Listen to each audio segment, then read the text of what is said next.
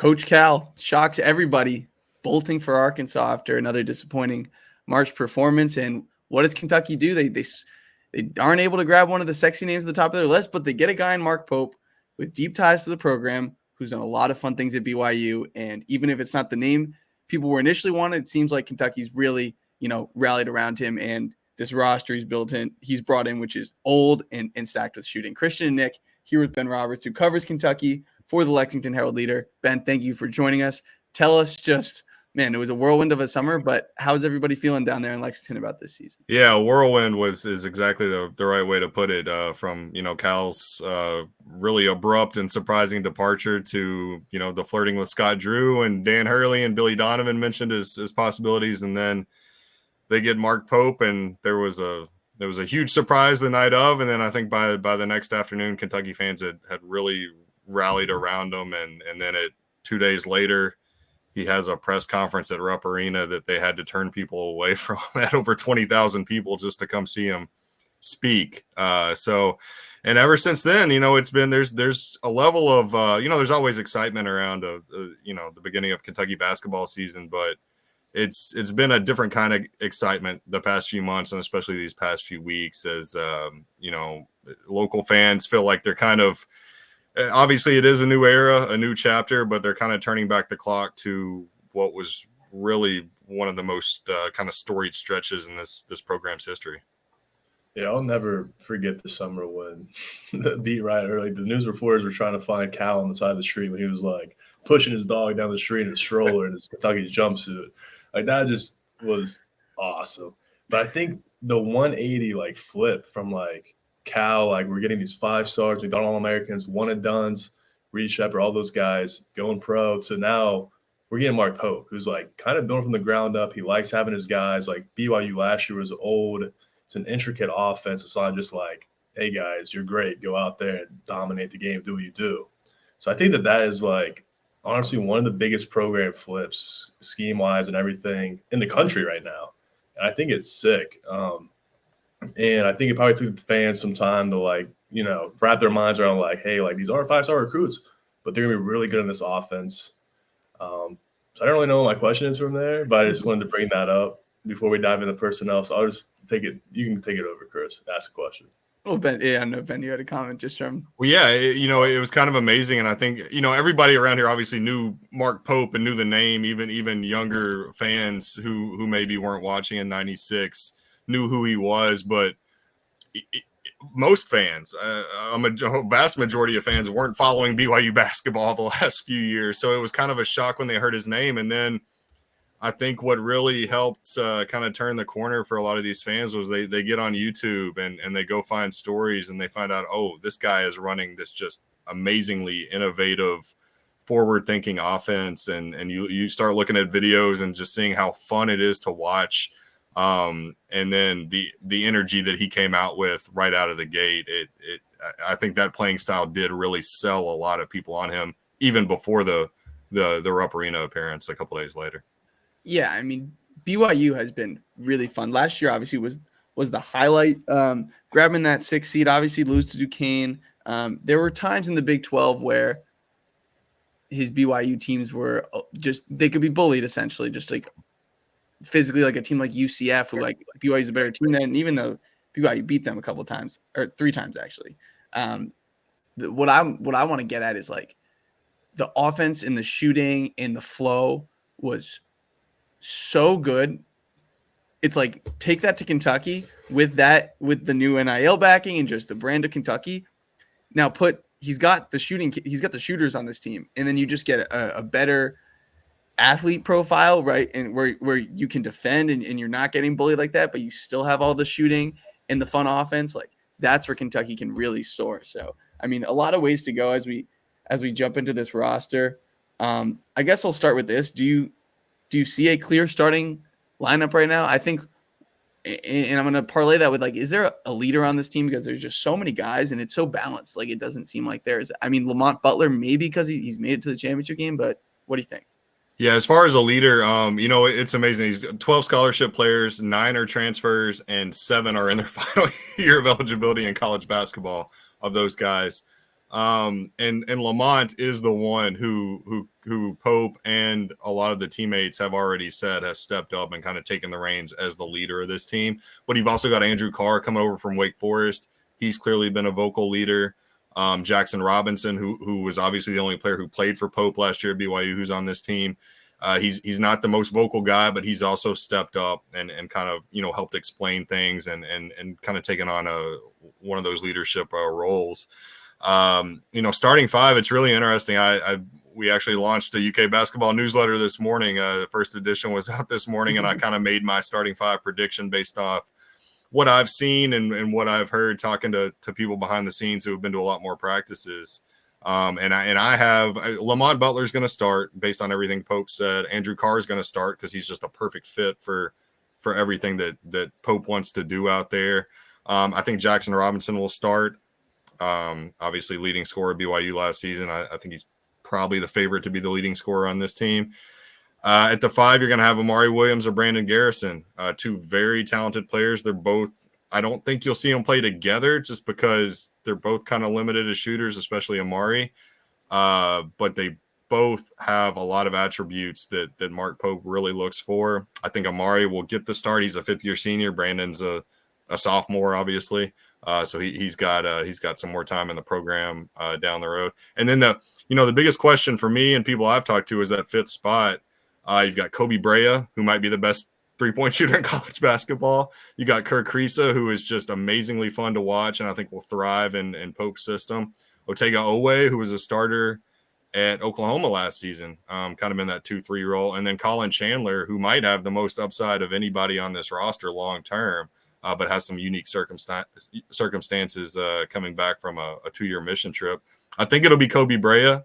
That is, if he can stay healthy. He's had some injury issues in the past. Kind of took off part of the summer is kind of a self-imposed load management situation to get himself fresh for the season. But by all accounts, he's just been lights out in practice. Told me it's the best he's felt in a long time. And I got to watch him some Monday night at Pro Day. And he was just nailing NBA range threes from all over the court there. Yeah, Kobe Brea's shooting comes effortless. I mean, the guy was 49.8% from three on high volume last season for Dayton. He's so good. I'm most curious about Amari Williams. I admittedly did not watch a ton of Drake basketball last year. I did do some research into him. 3-time CAA Defensive Player of the Year, which is crucial because, like Chris had mentioned, BYU was susceptible to getting bullied last season. They were 11th in the Big 12 in defense. I think they're going to be defensively, honestly, a lot better this season with guys like Lamont Butler, Otega Oweh, Amari Williams. But back to Amari Williams. Besides his vision, because I've heard everyone who's close to him and Mark Pope says, like, his vision is amazing. He'll be able to run this offense similar to how Ali Khalifa did last season. So what can you tell us about Amari and what can we expect from him this year at Kentucky? Yeah, I mean, you nailed it all there. And those three guys, and the defense is an important part of this team because that is where BYU struggled last season. Obviously, Kentucky fans, I mean, the defense here was the worst of John Calipari's tenure, and that was usually his, the strong suit of his best teams. That's not going to be the case this season based on what I've seen and heard. Lamont Butler is just smothering on defense. You mentioned Otega Oweh. He's so physical. And then Amari, I'd been around him. I'd talked to him this offseason, seen him over at the practice facility, but I had not seen him play on the court around other players until Monday night. And he's a grown man. He's 7 feet tall. He's got a 7'5" wingspan. I think he's listed at 262 pounds, and he looks all of that. And, we're used to at Kentucky here having really impressive physical guys, but they've been 18, 19-year-olds for the most part. So he looks a lot different than what an Aaron Bradshaw looked like or as Zvonimir Avicic last season. And I know the question is, can he take that physicality from the CAA to the SEC where everybody's, tall and physical and strong and, based on everything I've heard, I think he can. I think he's going to be a really, really impressive defensive player for them. I think that's why I think he will get the start is because with that starting five I mentioned, you have your scorers like Jackson and Kobe Brea. You have Andrew Carr, who can really stretch the floor as a 6'11" guy. And then you have at point guard and the five, two really impressive defenders that can really help you out on the perimeter and down in the post. And yeah, you mentioned his vision and passing ability, and that, I mean, that's part of the reason he's on this team. That's part of the reason Brandon Garrison's on this team, because both of those guys are legit fives who can go out there to the elbow and run this offense the way Mark Pope and Cody Feger wanted to run. Lamont Butler might be the best perimeter defender in basketball. Like, playing at San Diego State, was super well coached, old, been in big moments, but like, he harasses people, and he's I guess undersized. He's not a huge way. He's 6'2", but he's thick. He moves his feet. He's physically gets up under you. I think he's a tone setter, and I want to give Mark Pope credit. Like, you know, we talked about BYU kind of bullying and just kind of the player profile, the athletic profile generally they've had. Like, you know, you bring in a guy like Jackson Robinson from, I think he came from Arkansas originally to BYU, but like, and he's kind of the guy with the NBA upside that was there at BYU. But like, even with his personnel and his offensive minded nature, they still were well coached defensively. I thought they played well together. They were connected. It was more just a physicality and athleticism issue. But another thing I want to give him credit to, each season they've been top 35 in defensive rebounding all 5 years at Mark Pope. So like, it just gives me so much optimism about who he is as a coach, of like what their limitations were, how he still was able to get them to thrive in so many ways on the other end of the floor, even though offense was his calling card. And then more about the fits of everything. So the point guard position, Lamont Butler's kind of a point guard. Kirk Reese is kind of a point guard. Like, they averaged 5 and 3 assists per game last year. You mentioned Krisa's fit in the system, which I totally agree. Like, he just looks like one of those BYU guards that's going to get 5-6 threes a game, can get hot in a second, and like doesn't have a lot of pressure to like create out of ball screens and like do a lot, because that's not what Pope wants you to do in his system, because we've got shooters everywhere and we've got so many guys. But like, do you think in Owe and Jackson Robinson can create for themselves off the dribble a bit too? Do you think it's kind of just point guard by committee? Do you expect someone to emerge? Or do you think it's just kind of like at BYU? It's just, we've got all these guards. We don't need any of them to be a quote unquote lead guard for this team. Yeah, I think it's more that. I think it's more what it was at BYU. I think, as you said, Lamont kind of sets the tone for this team, and he does that a lot with his defense. But one thing, in practice this summer, their rule basically was get the ball across half court in 2 seconds, and they played with a 14-second shot clock. Wow. They want to go. They as we all know from watching BYU last season, they want to shoot threes. They want that cutting off the ball. They want the dribble handoffs and all that. There's not going to be a lot of, I don't think, situations where you got a guy just kind of pounding the ball in that half court offense, kind of looking for something to happen. I think the biggest question of this team is, if that does happen, you know, who can kind of go get a bucket on his own, because we haven't really seen that yet, and that could be an issue in kind of late clock situations. But yeah, as far as the point guard roles, I think Lamont kind of gets it started, and you know, Jackson told me he's been playing some point guard. I noticed Colin Chandler was bringing the ball up the court quite a bit. Otega can handle the ball, and then, you know, as you said, Kerr can really make things happen on or off the ball. So yeah, I think it's going to be just kind of this constant, as we saw with BYU. I mean, Ali Khalifa, you could maybe call him the point guard to a certain extent, the way he played and kind of ran the thing last season. And I think you're going to see the same thing with Amari and Brandon and Andrew Carr. I just think the ball is going to be constantly moving, and everybody off the ball is going to be constantly moving, and that's how you're going to create your openings.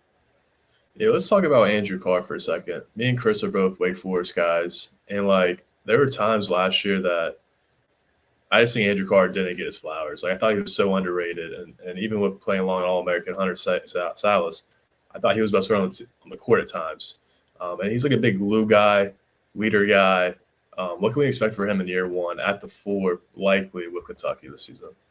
Yeah, he's one that people have just been raving about here, both on and off the court. People really like his attitude and his approach and leadership ability. But, I mean, you know, his skill set and Mark Pope's approach, it just seems like a perfect fit. I think it was Jackson Robinson said in one of the very earliest practices back in June, Andrew passed up a fairly open three, and Pope just stops practice and says, I don't care what you did before, but you're taking that shot here. Like, we want you to take that shot. And Andrew told me that's what he heard from coaches all offseason was, we know you can shoot 3-pointers. We know you can make 3-pointers. We want you to take as many of them as you have the opportunity to take. And that was something that, all these guys, not just Andrew, but all these guys have said it's really new to them that, it doesn't have to be the cleanest, most open look. You don't have to have 8 feet of space between a defender to let one fly. Everybody, with the exception of Amari and Brandon, probably have the green light to shoot. And it sounds like they're really going to do it. And, Andrew, actually talked to Hunter Salas at the NBA Combine in June after Andrew had committed to Kentucky. And Hunter told me he just raved about his leadership, but he also said he thought he was a really underrated defender. And I think that's another area where it's really going to help this Kentucky team to have somebody who's kind of willing to do some of that dirty work and obviously has the size that Andrew has to complement Amari and Brandon Garrison down there. And Andrew's actually probably my prediction to lead this team in minutes. If not, I think he'll certainly be way up there. Well, he's totally agree on a lot of you guys have just said about Carr. Fantastic kid, great worker, leader, winner. Definitely agree on his defensive chops. Doesn't jump off the page as like an athlete or anything, but just a very fundamental defender and super long, can protect the rim. And I think, just being surrounded by Wake was good last year, but just being surrounded by more talent, I think on both ends is going to make him shine even more within his role. My one note I always had with him at Wake though is like, I get it. He shot 37% from 3, but I really hope that the freedom of Pope saying shoot it when you're open, like I hope that unlocks something with him, because there was just sometimes, I don't know if it was a hesitation or if it's just his mechanics, just like a little hitch kind of thing in his jumper. And I don't know if you're nodding, so I feel like you know what I'm saying, but it's like, I just wish it was just a little smoother sometimes. Cause like he obviously can shoot the basketball, but I don't know. I always felt like there was just like an untapped next level to it of like letting it fly a bit quicker and letting it fly with a bit more confidence. Have you noticed anything about that? And do you think it's connected to just the confidence to say, just shoot it, AC? Yeah, I haven't seen enough in person to notice that personally, but talking to other people and talking to Andrew himself, that definitely. Yeah, I mean, and he said that's been one of his biggest adjustments is just mentally knowing that he just needs to shoot it if he's open. Just, if I have the ball and I'm in that situation, just let it go and know that I have the confidence in my coaches to do that. And, to that point, one NBA scout who came through during the summer sessions, not Monday night at Pro Day, but during the summer, came away from one of those practices thinking that Andrew, of all the guys on this team, Andrew was the most likely first round draft pick. Wow. Just because if he can take that next step and unlock that just more consistent approach to shooting, I guess. Obviously, the direction of the NBA right now, with a 6'11" guy who's willing to do all the other things, if you can shoot at a high level at that size, you can probably find a place to play. A guy last year on BYU, Noah Waterman, 6'10", he would catch that ball, and that thing was up. That was up, and he let it fly. And I want to see Andrew Carr grow into that role, and I think he can. And that it's cool. I've never thought of him as a guy with first round upside, but when you think about his defensive chops, his character, his size, if he can, increase that volume in that release on the 3-point shot, that could be quite enticing. Let's talk about Colin Chandler. You've spoken highly of him. It's just wild that a dude on a Mormon mission trip in Sierra Leone 2 years later is playing for Kentucky. This is a 2-part question. 1, how much basketball can you play when you're on the Mormon mission trip? And 2, how high is this kid ceiling? What is his game? Is he a shoot? He's 6'5". Is he a guard? Is he shooting? I assume is one of his best attributes, but tell us more about it. Yeah, 3-point shooting, definitely one of his best attributes. He's a lot more athletic than I think people know.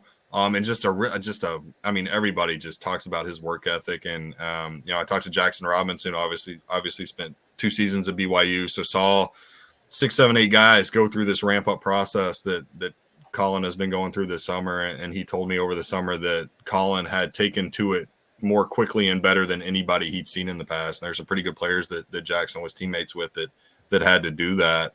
That said, I think expectations do have to be tempered because he hadn't played basketball in 2 years, and that's really, really difficult. I've talked to some recruiting guys, national recruiting guys I trust, who thought he had legitimate one-and-done potential had he jumped from high school, straight to college, like the normal route that people would take had he not taken the mission trip. I don't think anybody expects him to be one and done now because it's such a process to kind of get back in, not only reacclimating yourself to basketball, but just game shape. That's something that he and Pope have both talked about is one of the biggest struggles is just, getting your cardio, getting able to play serious minutes at a high level. And he didn't. He told me that in Sierra Leone, where he started his mission, there was really no basketball at all. He packed a basketball that was uninflated, and he inflated it when he was over there and was able to kind of like dribble around the apartment or wherever he was staying. And then he ended his mission trip in London, England, and was able to kind of get in the gym with some other guys there. But it obviously was just kind of like shooting around and nothing real serious. So, it'd been over 2 years since he'd been on a court with guys, and the summer session had to kind of watch a lot of that from the side because they didn't want to throw him in too early with stuff. Had a little minor setback actually in the last few weeks that he said kind of kept him sidelined for a few weeks. But I talked to him Tuesday and he said he's good to go and just kind of ready for whatever role awaits him. But I think if it doesn't happen this season, I think he'll play meaningful minutes obviously this season and could be kind of a secret weapon for Kentucky by the end of the year, but obviously a very, very bright future in college basketball beyond this one if it takes a little more time. Nick, you got any other questions? Yeah, last personnel question for me. Is Ainsley Almanor from FDU average 16 a game? Is he an X factor, wild card at all off the bench or limited minutes? He's going to be interesting because he's a really good 3-point shooter, and obviously I think that aspect of his game really lends itself to Pope's offense. Questions about how he's going to be able to defend, questions about what else he can do offensively besides that kind of spot up wing corner 3-point shooting. So I think, talking to people at least that have seen him so far, it's going to be kind of dependent on the opponent and the situation, but from all accounts, I mean, he was actually one of the guys that, talking to the coaches early in the summer, that they were really impressed by and a little bit surprised by just how good of a shooter he was. And you mentioned that with Andrew Carr kind of being a little hesitant with that shot. Apparently none of that with Ainsley Almanor. He just lets it fly, and he's got the confidence and he's willing to put it up. And that's something that stuck out to these coaches right away. So yeah, I think he's going to be one of those guys. He's not going to average the most minutes. He's probably going to be, 8th, 9th, 10th in that regard on this team, I would imagine. But I would not be surprised if he comes in and hits 4 or 5 threes against an SEC opponent or a big-time opponent in one game, and people are like, oh, well, where did this guy come from? Yeah, Crazy that's a nice piece to have for sure. I was just going to add that he didn't even make a field goal in the win over Purdue, which is kind of wild that the dude talented enough to 1 point, 23 in the first 4. But it's crazy that a guy at FDU talented enough to go to Kentucky wasn't a big factor, and like he defended well. But that's an interesting note. I guess that's it. Are we not mentioning Otego enough? He's an athlete. He played the Big 12. He can really guard. Like, not much of a shooter, but I bet that. When you're the worst shooter on your team at 32% from deep, like who says that can't jump up to like 35, like with the shots? Yeah.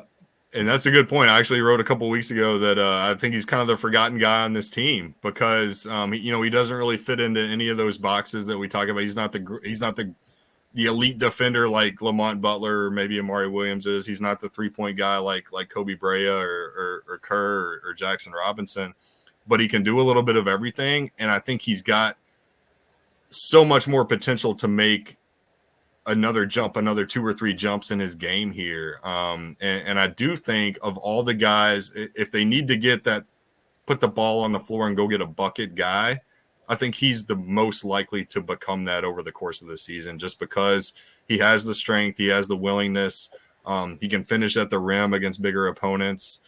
So that's kind of what I'm most interested to see from him. He told me over the summer that he felt like he was shooting the ball better than ever from outside, which he's going to have to do that to be that guy who can penetrate, keep defenses honest. I heard in the past few weeks he's been a little bit more inconsistent as fall practice has started. But, I mean, all these guys are obviously getting used to new teammates and a new system and all of that. So, even if he doesn't start, I think he's going to play big-time minutes for this team, and he's going to find himself in a role where he's really going to need to contribute and lead to a lot of success that this team has. Last thing I want to leave with is there's a lot of teams that can just be frustrating to watch in college basketball. And what I love about BYU is I could always rely on Pope's system, and like the shot selection was just going to be good. Like you're not going to be on fire from three every game, but I just love the shot selection. It opens up so many driving lanes and cuts, and we mix in a post touch here and there. It's like I just love the way they play. Hearing the shot clock thing about the pace is a lot of fun and enticing. And the last thing I want to leave on is I think the floor is so high. I don't know what the ceiling exactly looks like, but Nick and I love to frame things in floor and ceiling. Like the floor is so high with the experience in the shooting on this team. And what I love also is a lot of these transfer portal teams, it's like guys coming to new places. It's a lot of egos and when am I going to get mine thing. And like what I love about this team is I feel like that's just not an issue at all. Like you have a guy like Kirk Reese who's a bit of a wild card, but it's like he's going to be happy. He's going to take a bunch of threes and it's going to be fun. He doesn't have too much pressure on him. And like, I don't know. I just think like a lot of personalities are like kind of like quiet killers on this team too. And I just think these guys are going to have fun. And I don't think it's an ego thing. I think it's going to be the sum of the parts. I just think it's going to work right off the bat. We'll see if like not having like, I just feel like Kentucky, we're just expecting super high end talent, whether it's a freshman or not. And like the team is very talented, but it's just so balanced. And I think that's going to, I don't know. I just think it's a good fit considering how thrown together everything was. I feel like it's like the chemistry could be really good. And I don't know what you think of that. Yeah, and I think that's the most underrated aspect of what Pope and this coaching staff did back in April and May when they put this team together. Obviously, they got talented players. They don't have the John Calipari, elite lottery pick talent because you don't find that in the transfer portal. Those guys are going to the NBA draft if they're already in college. But what he did find was, in addition to that talent, guys who have totally bought in and had totally bought in by June. And you mentioned Kirk Creesa, and he was one that kind of some outside people were like, I don't know if he's the greatest fit. We talked to him in June or July, and he was referring to Lamont Butler as PG1. Like he's already like he's fine with it. And then everybody behind the scenes will tell you like he's been great to deal with. All he wants to do is win. And I talked to a bunch of guys Tuesday about that very starting lineup question. How important is that to you? And to a man, they were like, it's not. We're here to win banners. We don't care about that. We know we're all going to play. It doesn't matter. It doesn't really matter who starts the game. And that seems to be just the vibe across this whole team is that which is really amazing to find 12 guys who have never been teammates before, 7 guys in their last season of college basketball who obviously want to go on to pro careers. And the fact that they've all already made some sacrifices and bought in and kind of become one unit before they've even played a game. I think it's going to be they're really impressive guys to talk to, and I think Kentucky fans, obviously they've got to win, but Kentucky fans are really going to enjoy following this team throughout the season. Changing of the guard, exciting time in Lexington. Ben, thank you so much for joining us. This was a great conversation. Thanks a lot, guys.